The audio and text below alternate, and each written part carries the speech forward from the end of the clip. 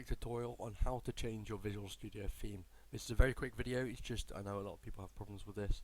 I know it is quite simple as well, but I just thought I'd make a video just to help out if anyone did have any queries about it.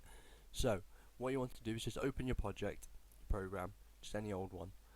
So just create a new project if you want to, and then at the top here we've got this bar, click Tools, down here Options, and then on General here on the left, click that, General, and then you've got Color Theme, and this is how you change your Visual Studio theme. So right now I'm on blue. If I want to go to dark mode, I just hit dark and then OK, and it changes just like that. And then we can go Tools, Options, for one light mode, just like that.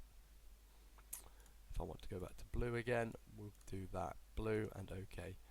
As you can see, it's quick and simple to change it. You just go Tools, Options, General, Color Theme, and change to your preferred theme. And that is how you change your Visual Studio theme. See you in the next video. Bye.